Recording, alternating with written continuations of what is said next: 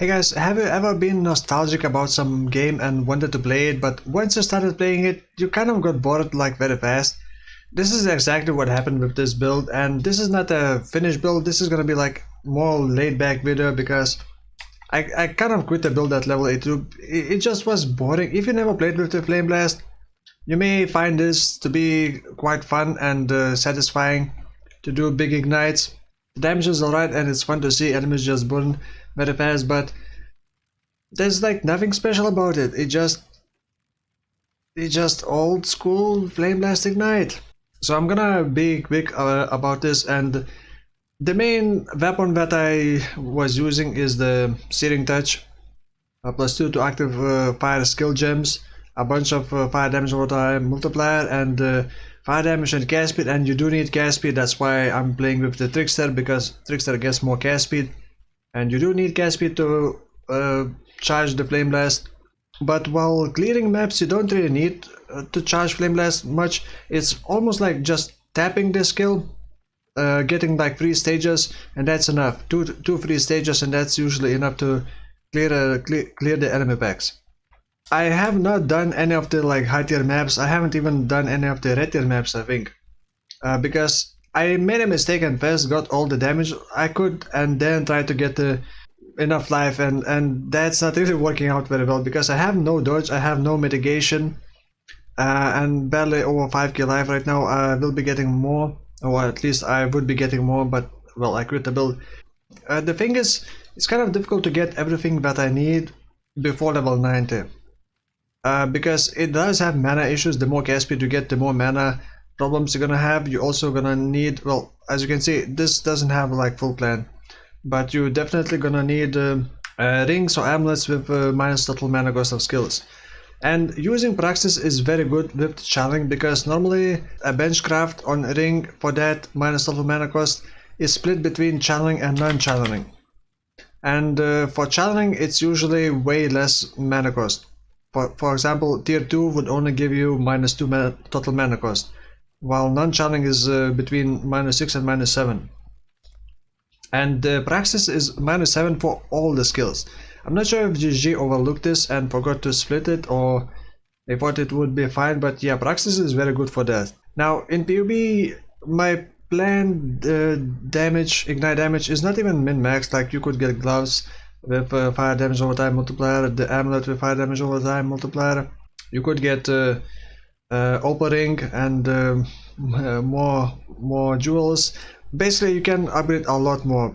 This is with level 21 Flame Blast. By the way, level 21 quality 23 while Flame Blast is only 4 or 5 years, so it's pretty cheap. Actually, Infused Shining was not very pleasant to use because it does take a while to get. You need to basically channel for 1 second to get the infusion, and while mapping you don't really get that. You just channel for like 0.3 seconds, 0.4 seconds at most, and move on. Infused Channeling does give the most damage out of our supports, but it's not very pleasant to use it. So yeah, damage wise, with Infused Channeling, 700,000 ignite damage is not that difficult to get, and you can min-max this a lot more. I'm just not sure how the mana cost would be and the mana issues. Currently I don't have phase acro, so I'm pretty squishy right now. Currently I'm going this way. Yeah, so basically there are more things that I need to get. I did decide to go with the Escape Artist to get more mitigation, but look at my armor. I need to get evasion ES by the armor instead of this, but also using Hail Negator, but I'm not sure if it's actually helping me. I either get one-shotted or I survive and don't notice the Hail Negator. The gloves could definitely be improved, rings, amulet, even belt. Boots are alright. Basically all the items can be improved. Jewels are also not great.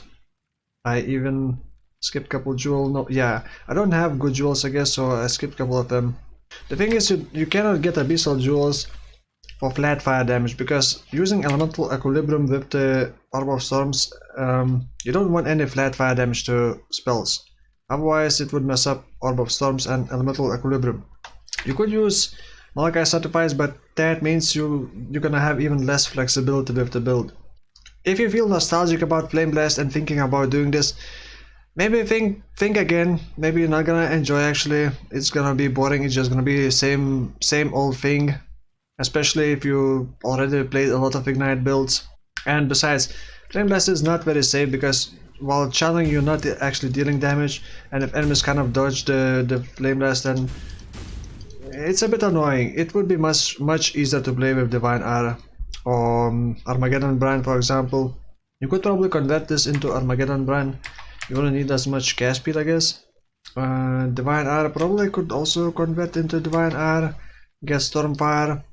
Would need the rest of conversion. Yeah, it could be converted.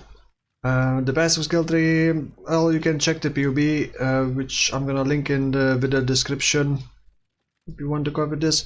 I'm gonna link my planned PUB. I started the next build, which I think is gonna be very fun, but it's not gonna be like very viable. It's just for the fun. I started with the kind of machine gun build with Raider, a lot of frenzy charges. Gonna be trying to use frenzy as a single target skill. Frenzy with barrage and GMP, so like 80 projectiles per second, maybe even more, so it should be pretty cool. But currently I'm using galvanic arrow for clear speed, and that also looks pretty cool, so we'll see how that goes.